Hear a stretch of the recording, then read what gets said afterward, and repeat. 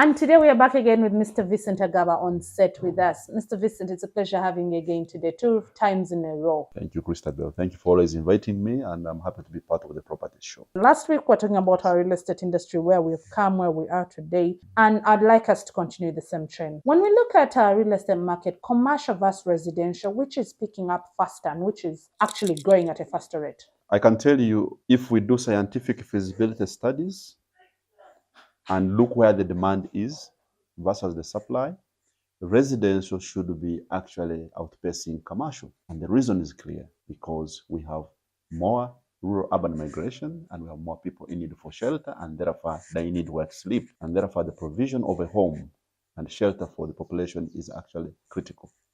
But of course, when you look at our business environment, the small, medium enterprise, the growth rates and so forth, if you go to private sector foundation and find the numbers, still we have a challenge because it's not as growing as fast as we would like, for the reasons we mentioned about cash flow issues, interest rates, government paying, the economy size, the integration of the economy into the revenue basket in order to be able to pay taxes to URA, for each other URA that has government money to Minister of Finance being able to pay its obligations on time, so that money goes back to the private sector.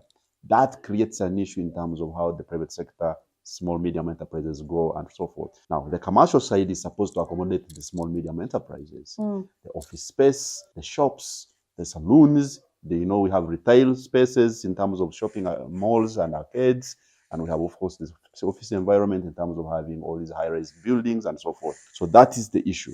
But again, still, if you see, residential still outpaces the commercial because the people want to sleep.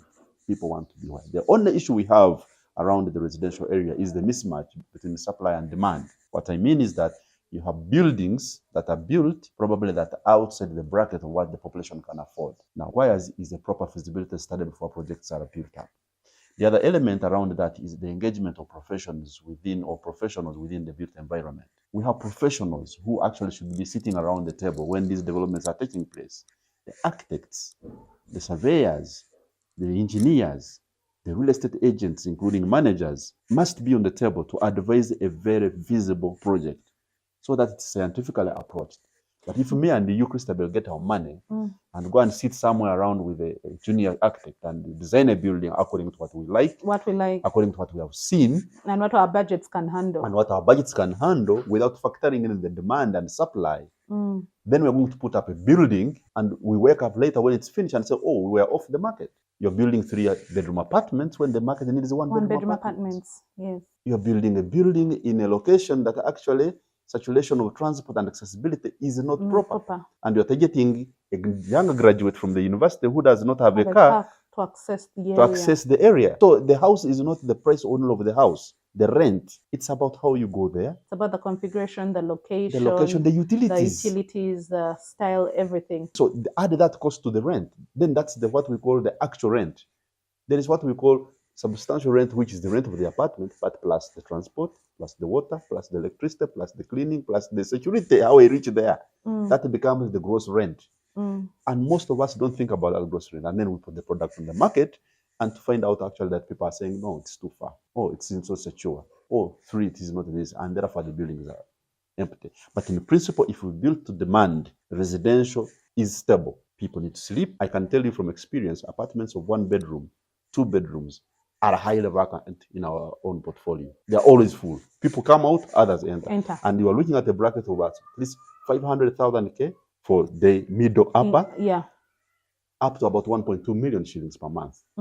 Those units within a 15 kilometer radius to the CBD, they are full. They are occupied. Why? Because of those aggregate costs which you're talking about. Office space, of course, it's SME, small business, small medium enterprise related. You see many buildings in town. You go first ground floor, you have retail shops, second floor, third floor going up, you're struggling. Yes, true. Why? That speaks to the small medium enterprises that we have. How many businesses in the country are able to offload 50 square meters of space and sustain them for 3 years? For even a year. 3 years for even a year. Far, even a year. at a rate of, We have say, seen SMEs open up offices and 6 months down the road they are closing. They're not closing because their Exactly. business idea is Yes. not right. They're not Yes. closing because they're not making the Yeah. revenues. They are Yeah. closing because they are not making any profits out of it when they pay all Exactly. utilities and expenses. Yeah, at a rate of $13 per Per square meter, true. Looking Yes. at that, do you think the government has helped in this, or they have just sat back and tied and locked their hands in and said,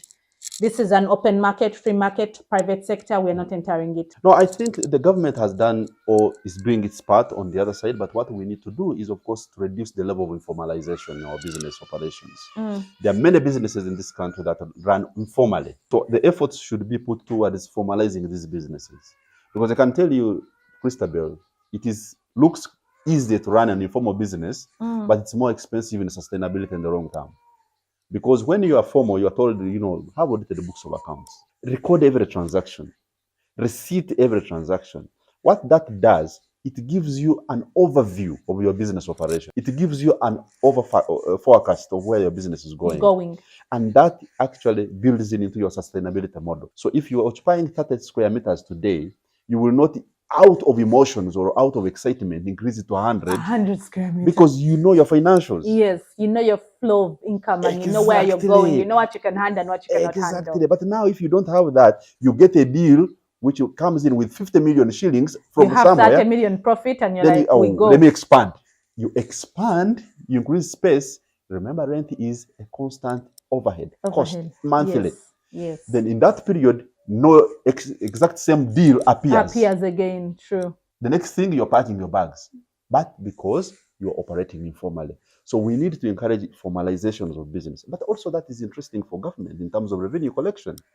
So sometimes we think that not paying taxes, giving to Caesar what belongs to Caesar, we are saving. We are not. We are not in the long run, because your business, what the taxman does, encourages you to formalize your business. Keep your proper books of your business in order. Corporate governance comes in. How do you run your business and so forth? That helps you to keep going day by day by day by day by day, then 10 years, 20 years, 30 years. And even these retail shops, you see, shopping malls, the first ground floor is full.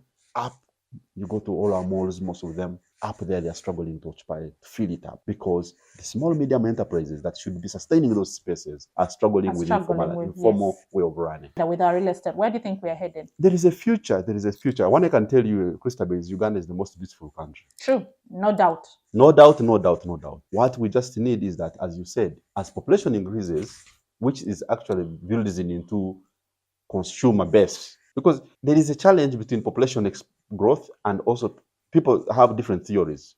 When population is too big, that now it stretches resources, but also population, when it grows, it is an avenue for consumption. You have more clothes being sold, you have more food is being eaten, you have more. As population grows, there will be demand, and that demand will translate into accommodation. And that demand will translate into new shops opening, new this and that. Now, I think what the public sector has to do, or what is being doing, is creating an environment that enables orderliness and well-coordinated way of business running. Mr. Vincent, as we conclude out today's talk, the person out there watching, what would you like to tell them about Uganda's real estate? Where are we headed? What are we doing right? What are we doing wrong? Well, Christabel, I think given all the work we've done all this time, I would like to tell Ugandans that real estate remains the best investment option. It has two elements in it. It has a stable return, but at the same time, you are addressing a basic human need. And I've said this before, that we have three basic needs in humanity. It is food, it is shelter, and clothing. When you have those three, the rest can follow. So part of passion into the sector is that you're addressing the most urgent need of a human being, which is housing. And housing actually relates to the environment and everything else in terms of sustainability. Number two, if you want to be in real estate, it is not a part-time job in order for us to get business out of it. It should be a full-time job, like how you do a full-time job in running a shop, or doing a full-time job in running a grocery or anything, a bakery, etc.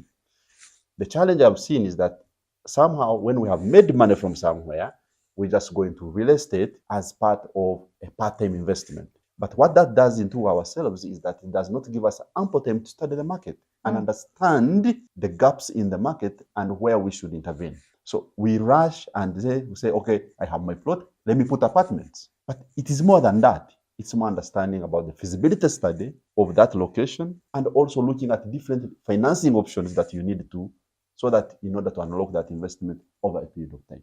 If we had more and more Ugandans interested in this sector, remember one thing is that when you unlock real estate, you unlock manufacturing. Yes. All industries that are producing tiles, producing steel, producing wood, producing, name it, start working.